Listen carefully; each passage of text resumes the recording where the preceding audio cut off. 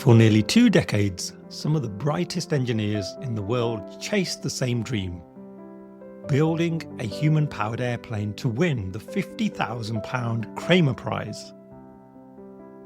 And every attempt ended in the same way: crashes and failures. The problem was that fixing those complex aircraft could take months or even a year before their next attempt. Then, in 1976, along came Paul McCready. He was a glider pilot, an engineer, and, by his own admission, deeply in debt. He realised he needed the prize money just to pay back a loan. But his breakthrough wasn't aerodynamic. It was cognitive. McCready asked a different question. Not, how do you build a human-powered aeroplane? But, how do you build a plane you can rebuild in hours, not months? So he stitched together aluminium tubing and piano wire into a giant fragile contraption called the Gossamer Condor. It was ugly. It broke constantly. But that was the point. McCready's team could crash before lunch, rebuild by afternoon, and try again before dinner. Some days they flew 3 or 4 different prototypes. After just 6 months of this crash, learn, build cycle, the Condor flew a controlled figure 8 at a dusty airfield in California. On August 23, 1977, cyclist Brian Allen pedalled it into the record books and claimed the prize. So what's the lesson we can take away from the story? Sometimes we fail not because the problem is impossible, but because we're just asking the wrong questions. From the city of Peaky Blinders, Birmingham, England, I would like to introduce you to Paddy Danda. As the world becomes more automated and the robots take over, being an effective product thinker still requires that human touch. Join me in a mission to champion human skills to help product teams boost creativity, enhance collaboration, and communicate with clarity. So pull up a chair, grab a samosa or two, and make yourself very uncomfortable. Dear friend, thank you so much for joining me today on the Superpower School podcast. I'm your host, Paddy Danda, and apologies, I've kind of been on holiday for a while and just haven't published anything. But hopefully we're back on it, and there's going to be some great new episodes coming out. On today's show, I have Laura Ashley Timms, who's a global leader in coaching, COO of Notion, and architect of award-winning change programs for FTSE and Fortune 500 companies across the US, Asia, and Europe. Recognized as one of the UK's top executive coaches and one of 40 outstanding global women, she has won major accolades for innovation and learning design. She is also the co-author of the best-selling book, The Answer is a Question: The Missing Superpower That Changes Everything, and will transform your impact as a manager and leader. And it's the winner of a distinguished favorite award at the NYC Big Book Awards. Oh my God, that is such a mouthful there, Laura, because you just got so many accolades. So good to have you on the show. Hi, Paddy. It's absolutely brilliant to be here. Thanks for inviting me. And Laura, what superpower are you bringing to this particular episode? Well, you sort of said it in the introduction there, Paddy. The clue was we're bringing the missing superpower, of course, the missing superpower that changes everything. In fact, as you also said, it's a superpower that is a really easy way to transform your impact if you're a manager or a leader. But also, actually, if you're just a friend, a colleague, a parent, a partner, it's a superpower that you can use almost in anything you're doing. And what the superpower is the ability to adopt what we call an operational coaching style of management, which what that really means is that you're going to use more of an inquiry-led approach to your day-to-day interactions. It really put simply, the superpower is learning to tell less and ask more, but not just ask any questions. Asking questions that are for the benefit of the other person to really help them have the insights, build confidence, and build capability. So not asking stuff for yourself, but really being there for the others. If you learn this one superpower, your career could be transformed and you'll be less stressed and enjoy work so much more. Wow, that's a massive commitment right there, Laura. So I'm thinking anyone listening to this has just got a little bit closer to their speakers or whatever device they're listening to, because you're not going to want to miss this episode. And as we were talking just before we kicked off, I got to know you come from, or you're living in the town that I used to live in, or at least I was born in, which is Leamington Spa. For anyone that doesn't know about Leamington, sell it to us, Laura. Why should people come to Leamington? Well, it's a best kept secret in this country, so I'm not sure I want to sell it to everyone because I want to just...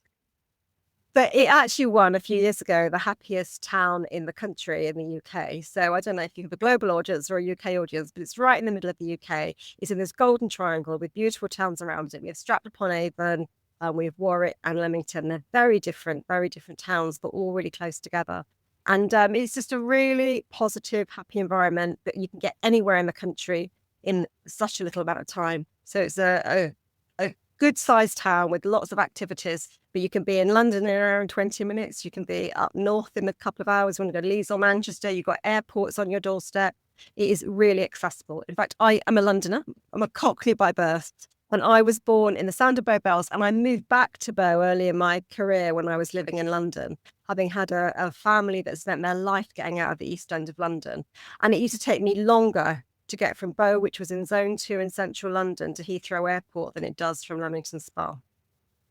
Wow. Actually, I've had that situation. When I've been in London previously, I used to have a team member who was like, Paddy, where are you from? And I'd be like, Birmingham.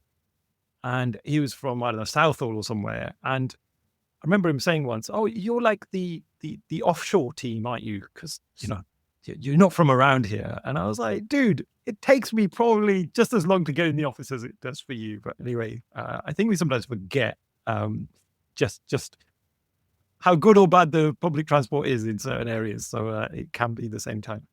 Well, you've written this book. Actually, you've co-written this book. The answer is a question. I love that title. I think it just creates this curiosity to know more. What inspired you to write it? And why did you feel that this message was really, I guess, urgent now, especially for leaders and product teams? Because a lot of the listeners of this podcast are either leaders in product teams or they're working as team members. Yes, it's really interesting. We'd wanted to write this book for an awful long time. I mean, years, probably 5 years. We started thinking about writing about 5 years before we finally wrote it.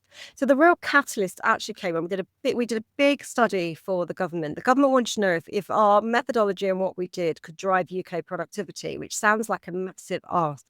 But we kind of jumped into the idea that we would get involved in this big research project.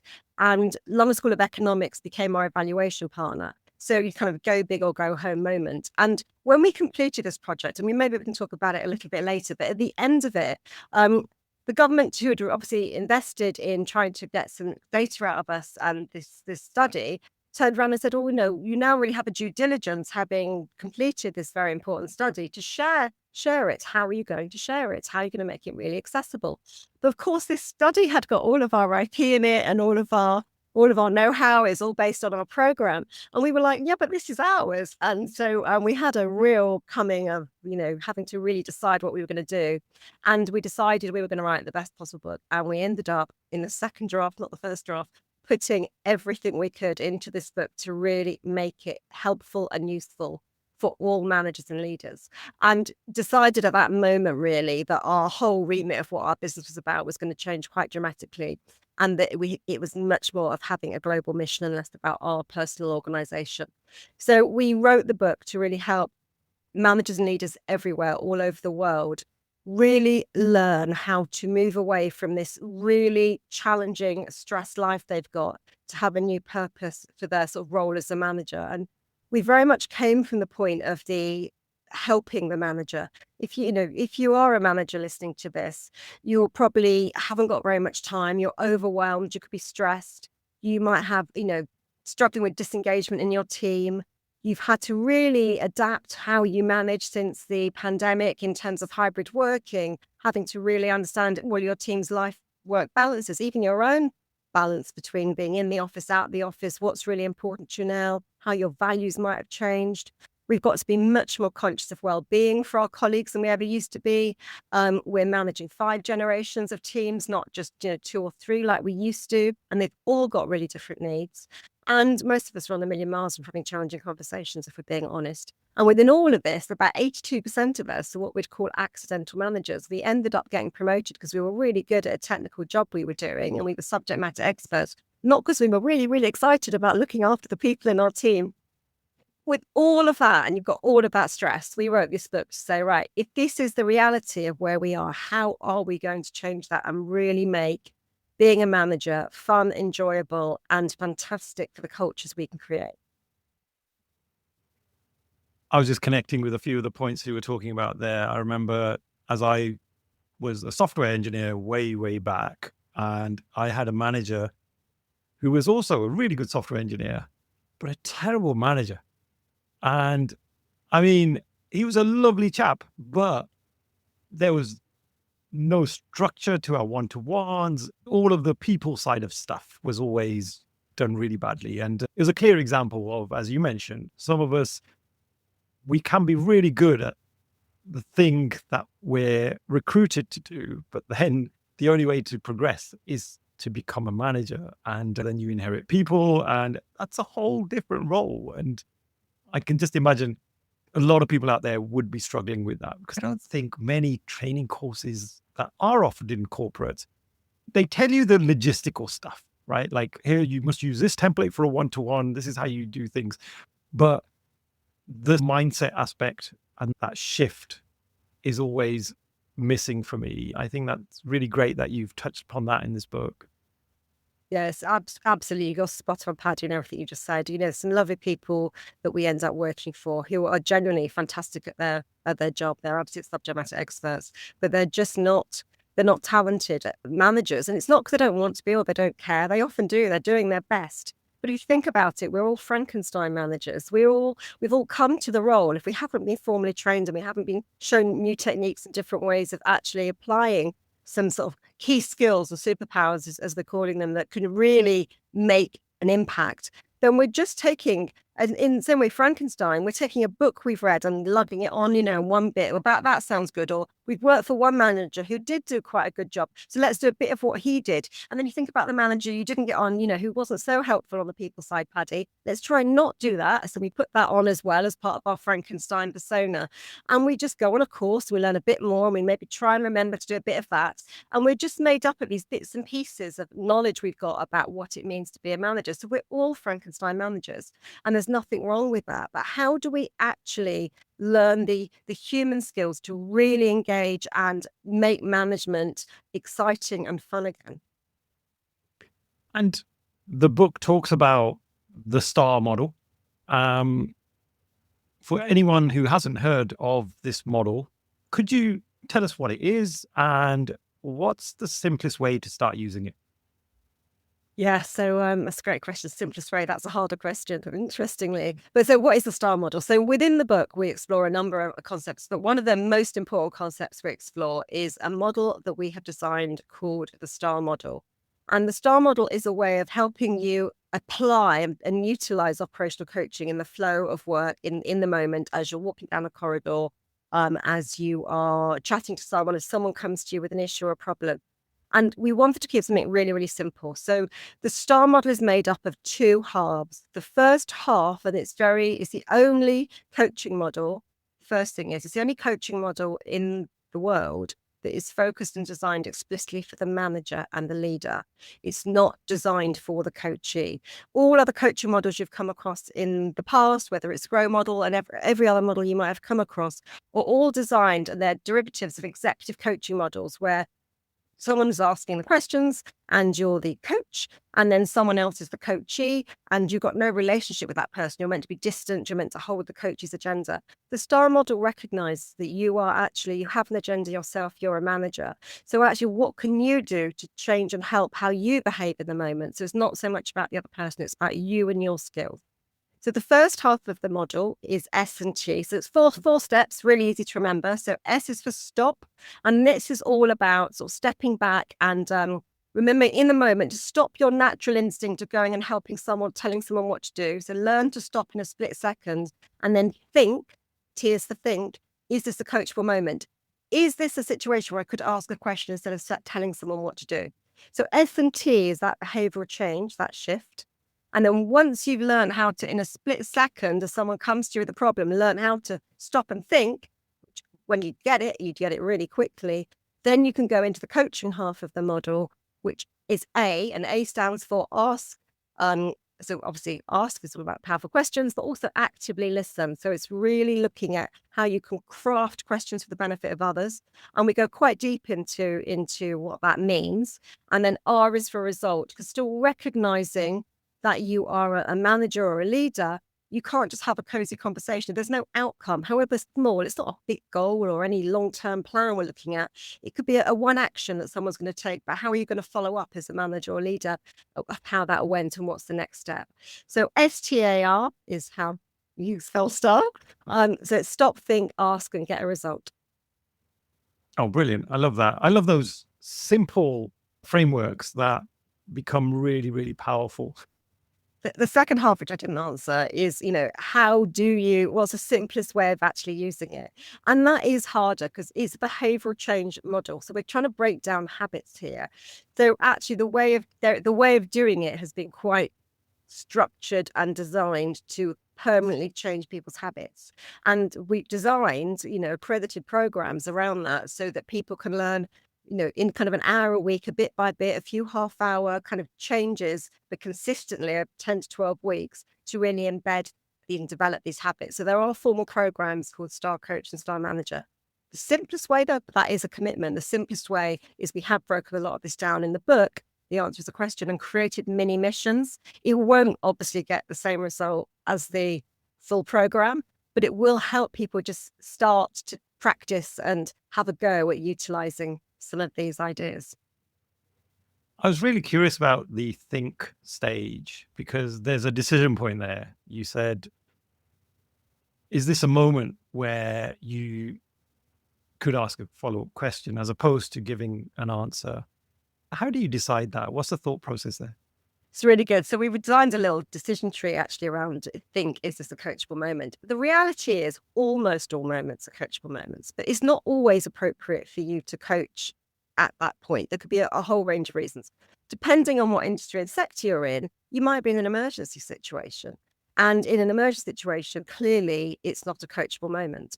In those situations, though, there is a if not now, then when. Doesn't mean it's not something you can revisit after you've resolved the emergency. So it's about making a split-second decision about, is this a coachable moment? It could be that you generally don't think because of the state of the other person in front of you that they're going to be receptive to it, that they're not in a place that you could ask them a question. Or it might be you're not. You're running out to a meeting, you're trying to catch a train yourself, you've got an emergency phone call that your family's just rung about. There could be a host of reasons why it's not a coachable moment, and that's absolutely okay.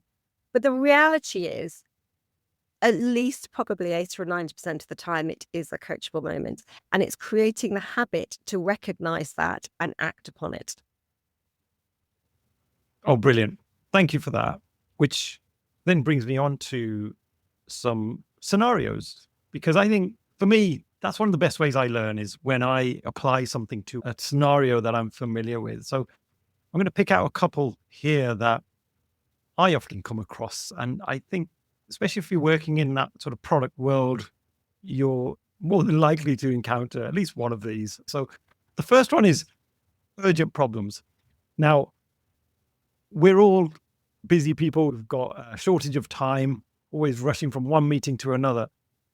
And what if a team member raises a really tricky problem, but you're really stuck for time? Like, how do you respond to that? How do you deal with that situation using the STAR model?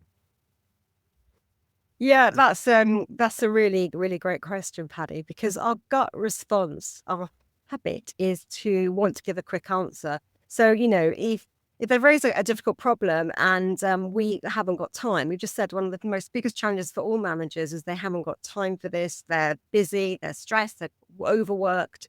So someone comes to you and it's like, what do I do in this instance? Our tendency is to give a quick answer, just throw something back at them and tell them what to do. So we go straight into tell mode to solve their problem. And if we don't think we can do it quickly, we'll take it off them and go, don't worry, give that to me. I'll deal with it later. So we either tell someone what to do, and in that moment, we're robbing them of any insight, any learning, or any knowledge, and actually confidence and resilience or anything else. But we do it if we come from a good place, we try and help them, they've asked the question. Or the second thing we do is we take it off them and then we end up doing it. So now we're doing the work of our team. So we're now doing too much of the lower value work that other people should be doing, or redoing, even worse, the work that other people have already done. And we're not doing the work we should be doing, the higher level, higher value work that we would probably enjoy more as well. So that's our gut reaction and our tendency. So what we've got to do is actually learn to swap that a bit, which is when I was talking earlier about how you've got to break those habits. And instead, what you've got to do is develop new habits. And the new habits is really about developing your own resource bank to help you have some questions where you can throw questions out at them. So very quickly, it could just take a minute or two. So if you are busy, it doesn't take any more time. Once you've built a bit of confidence around asking some questions, and there's no bad question, by the way, you can just ask another question, right? If you ask a question that's not very good, left it and go, actually, let me ask you a better question. That's fine too. But That's what I do on this podcast, by the way, Laura. So yeah, I'm used to that for sure. So, that's the reality. So actually, you could ask some questions that might draw on their own resilience, their own knowledge, their own reflection. So you could delve into their past memory and say, what have you done in the past that's worked? How have you solved this before? You might get them to change perspective if they're stuck in the way they're looking at it. If you were to look at it in a different way or from someone else's perspective, or how would your colleague approach this? Or if I wasn't here, how might Dave or Paddy approach this? So you can get them to think about changing perspective, ask them questions to look at it from different angles, and also actually ask them what options they've considered so far. Because the other thing you want people to do is not come to you before they've done some of their own thinking. And they might have already considered a couple of things, and actually both of those things might solve the problem. They just didn't have the confidence and they were looking for your reciprocation. So by asking them what they've already thought about, what they've already considered, what work they've already done, or who they've already spoken to, that will build their habits. The next time they come to you, have done a lot of that already. And then you can say, great, well, of those ideas, which one do you think is most likely to work? And as long as you think it's got as good a chance, I think you're putting up with, let them go away with that. And then you can say, right, I've got a bit more time this afternoon. Why don't we pick up? And you can let me know how that went.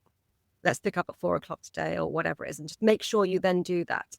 But if you take that approach, you will start buying your time back very quickly, because people will come to you with solutions, not with problems, and you will stop taking the work on yourself.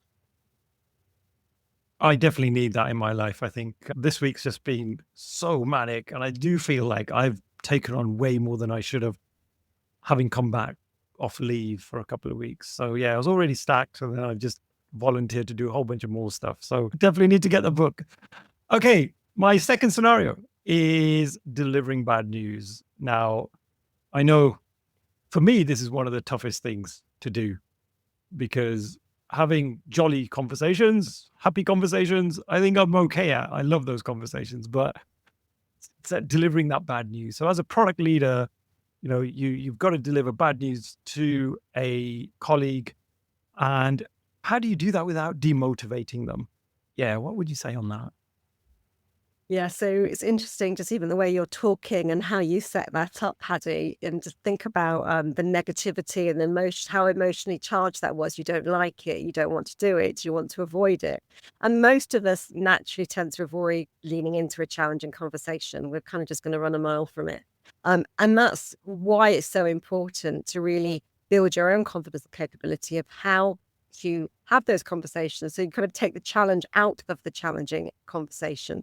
And it is a really common problem. It's a common enough problem that's just got a whole module in the program, actually, because we have to build the habits of thinking through these challenging conversations from different perspectives. And that's the best way really to do it. So if you need to deliver bad news or have any challenging conversation of any any type, you really need to kind of do a bit of a mini exercise. It doesn't have to take more than a couple of minutes necessarily, but you need to prepare for that conversation by thinking about different scenarios. So kind of really think about what is the actual situation. You say it's bad news, but what is the actual situation? What is the impact of this actually going to be on the individual I need to speak to? Who else might be involved? What would be a positive outcome from this conversation?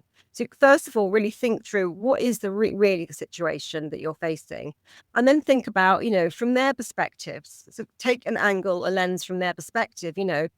How might they react? Is it a difficult conversation because there's a lack of skill or a lack of will? Maybe is it a motivation problem, or they just don't have the knowledge? Is it a learning style issue? There's a conflict with somebody, or there's they they have a particular way of wanting to acquire information and knowledge, and you're trying to share something in a different way, and it's not landing and it's jarring. Is it a belief issue? Have they got limiting beliefs around what things should be? Or is there a values conflict that you're not aware of? So it's actually doing a little bit of thinking about where are they in this conversation. So you're prepared almost and considering their perspective first.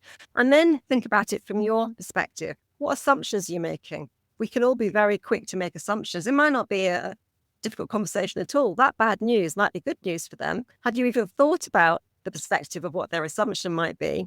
And if you might want to sort of change their working hours, they might be thrilled to do that because actually they've got something else going on at home that would be really helpful for them to accommodate around. So you shouldn't really make assumptions, and actually spending a minute just questioning your own assumptions, which is what's causing often the stress, as we think it's going to be more challenging than it really is. And then once you've kind of looked at those different scenarios and those different perspectives, then thinking about what are a couple of good questions I could ask to make this feel like a more inclusive conversation, not me just telling them and sharing bad news. So how can I set it up? What might be a couple of powerful questions I could build into this conversation so that they feel it's a two-way discussion? Oh, brilliant. So there's a lot of empathy here as part of that process, it sounds like, right? So as you mentioned, putting yourself in their shoes, really getting into their mindset of how this is going to impact them, which is great advice, because it's so easy for us to sometimes say, oh, I told John this and he reacted like a child or whatever. I can't believe their reaction. And often it's because we don't know what's going on with John. John might have had the most terrible day, and now I've just added more weight to his shoulders. Yeah, so it's just being a bit more mindful, but it's also just taking a moment to reflect on our own assumptions, because often we're going in a bit scared, a bit nervous about having this conversation. We don't really want to have this conversation. That comes across in our body language as well. Whereas if we put a little bit of thought into it, and it's not like a big thing to go away and do some prep. It might just be 3 or 4 minutes. You're about to go and deliver, you said, some bad news. So it's worth the consideration of a few minutes to reflect on how it might land. How else could you deliver it? What sort of tone, what do they need to understand? What's going on in their lives, so that you can make sure you're really being productive. But actually, often these conversations are not that challenging. When you get into them and you handle them in the right way, they could be fantastic conversations. And I can think of some I've had personally myself, and fairly recently, where people have come back to me saying, that was a really difficult conversation, but God, I feel so fantastic now. And they're coming out the other side of what was a difficult conversation, and they actually realize that it's given them an opportunity to really reflect. They're much happier with the outcome. They've been able to craft the outcome, and it's worked better, and it's lightened the load. So yeah, we shouldn't make assumptions whether it's challenging. Now, research is great because we can really put things to the test, and that's what it's designed for, to validate our hypothesis. So you mentioned at the start of the episode, you did some research with the London School of Economics. What was the most surprising finding about the impact of this approach that you found from that research? Yeah, so I sort of briefly mentioned at the beginning that this research took place across 62 organizations in 14 sectors.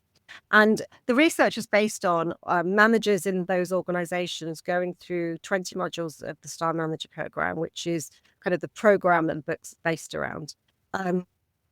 And they went through these modules, and there was obviously data taken for the government at the beginning and the end of this program. And London School of Economics ran it as a full, formal, randomized control study. So it was all blind data, They got 100% data set, which they'd never had before. So it was a really, probably the biggest study in coaching ever done globally, to our knowledge. It was a really, really thorough study to see whether operational coaching can drive not just performance, but also productivity at scale. So that was the context.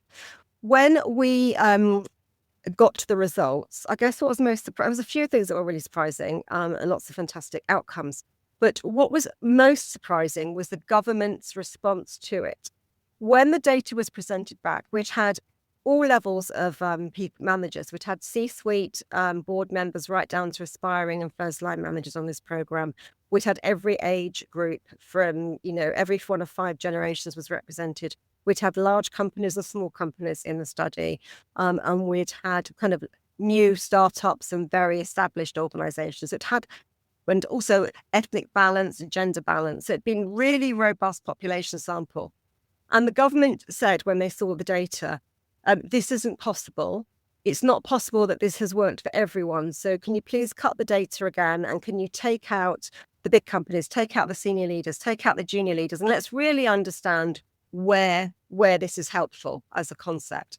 So LSE went away and recut the data for 3 months, looking at it from every angle, took every data set out and cut it every way they could. And they came back and said, whichever way we cut it, we get the same outcome, which is this does drive productivity, it does drive performance, it improves retention, it delivers an ROI. Whichever way we cut it, we get the same outcome.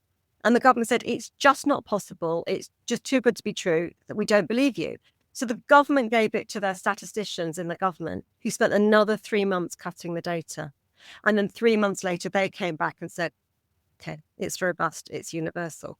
And I guess what was surprising about it, surprising was that no one believed it. Even though it wasn't made up, most academic studies I've learned recently have a lot of false data. So you get some data given to you in a study, and then the university makes up data that's similar in order to create robust data. But because we capture data in the program, we were able to give LSE 100% real data set. So I guess we've never really questioned the data because we've always had it. But obviously academically people do, because it's not always 100% real, I suppose. So that was interesting.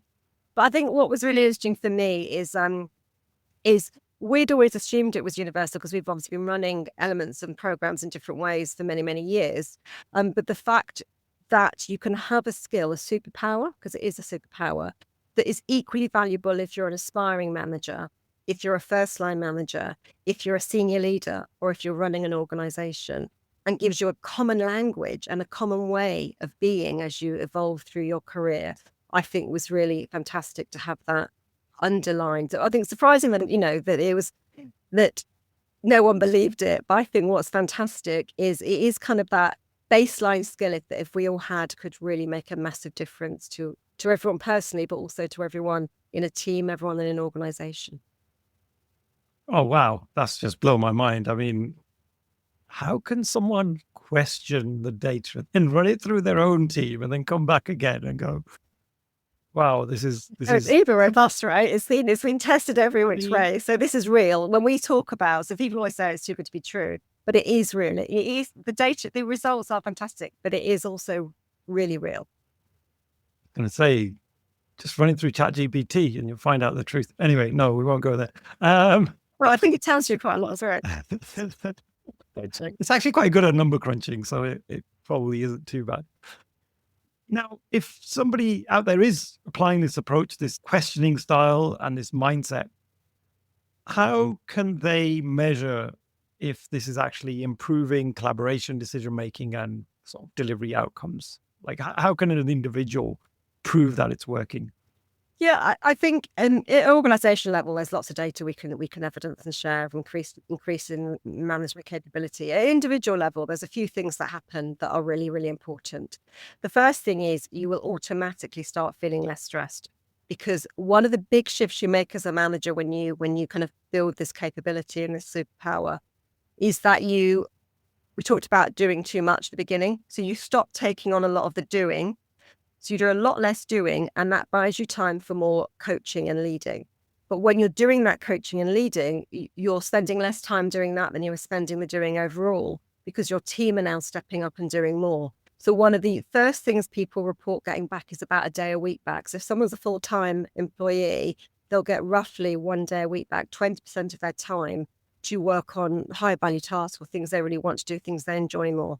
So that's the first thing. And actually in the book, there's some lovely stories of people actually going down to 4 days a week and even 3 days a week and still doing a better job than they were doing 5 days a week and still being less stressed. So there's some real wins. We get lots of reports about time back. There's a whole chapter in the book about it because we get so many reports. It's a real personal win for the individuals on the program. So that's the first thing. But the other thing, I think, if you're an individual going through it, you will notice your relationships change with your team and also managing up. So the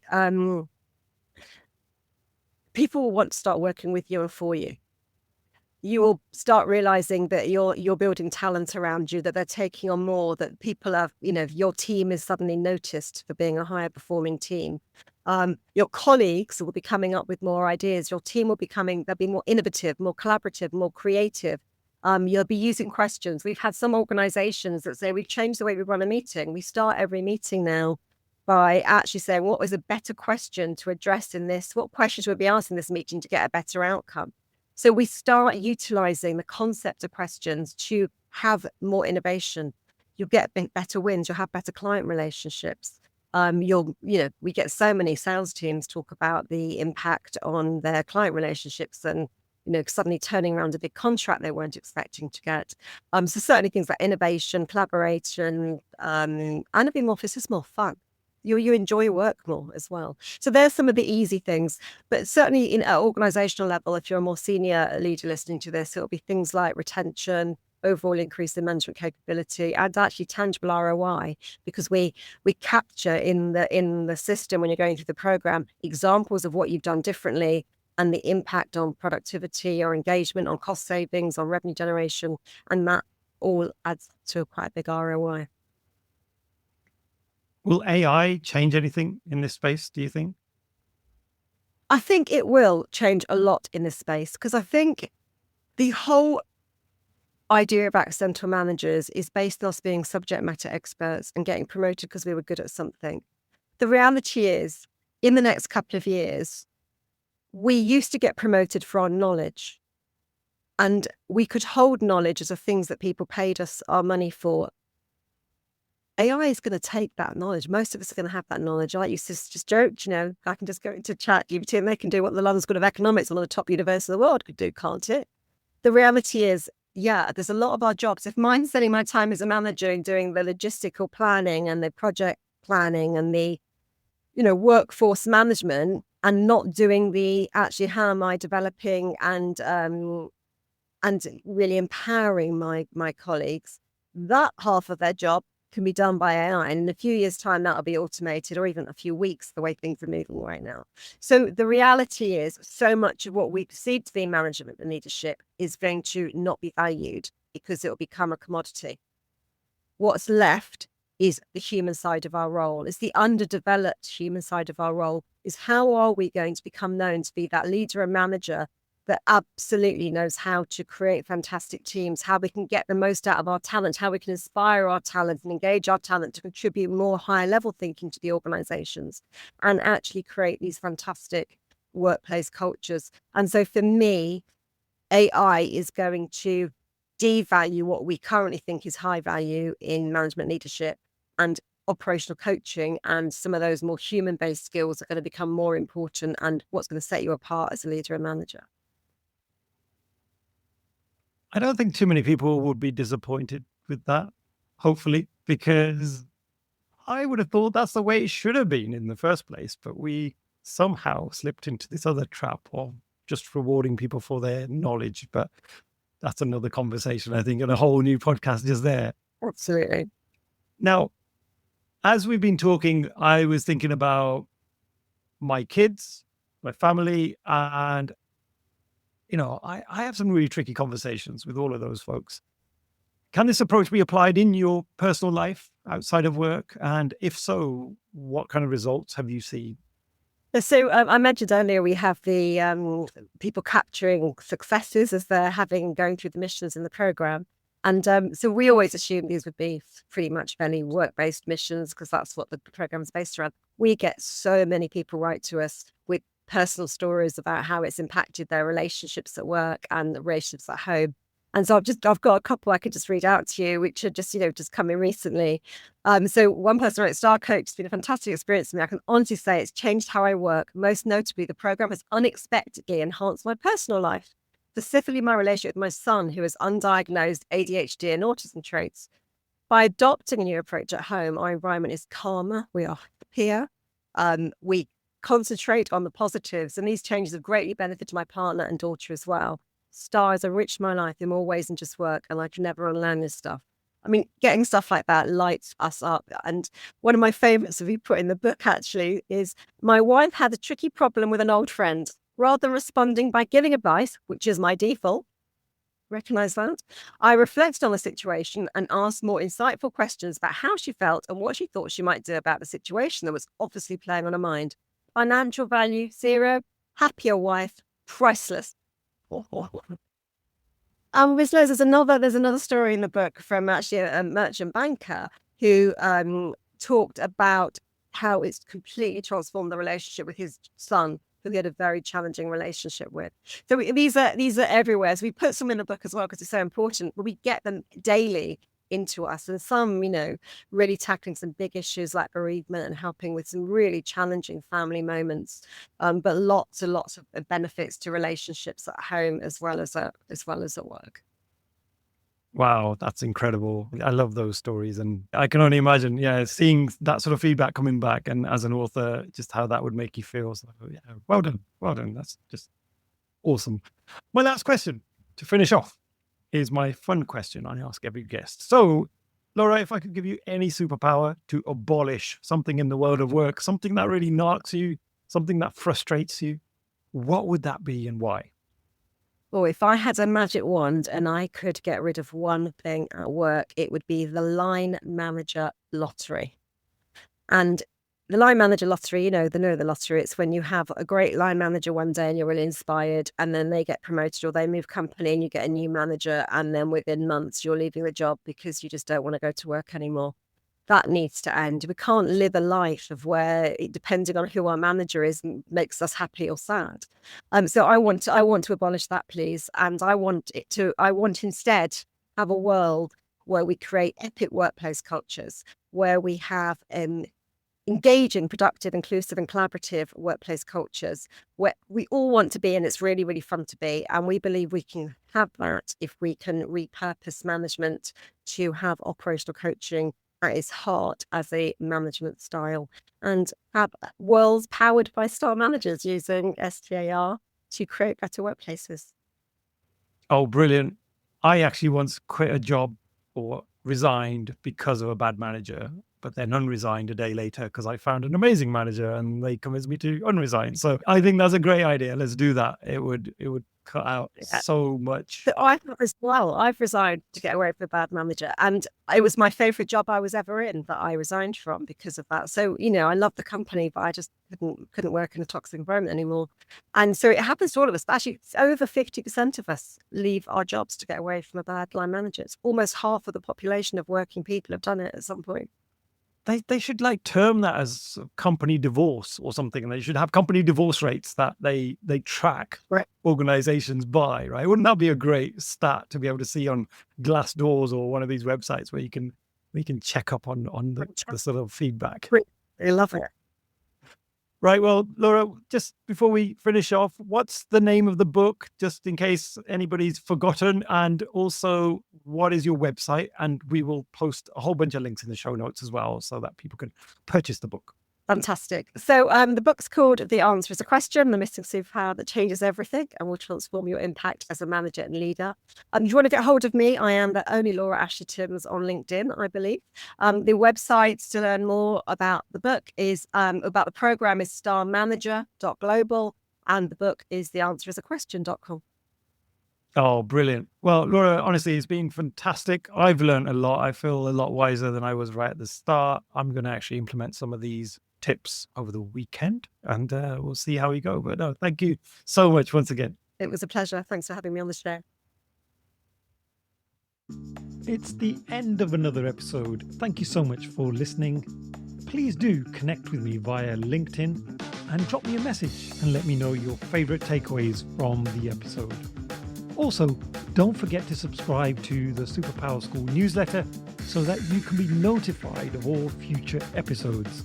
Simply visit the website www. It's the end of another episode. Thank you so much for listening. Please do connect with me via LinkedIn and drop me a message and let me know your favourite takeaways from the episode. Also, don't forget to subscribe to the Superpower School newsletter so that you can be notified of all future episodes. Simply visit the website www.superpowers.school. Thank you once again. www.superpowers.school. Thank you once again.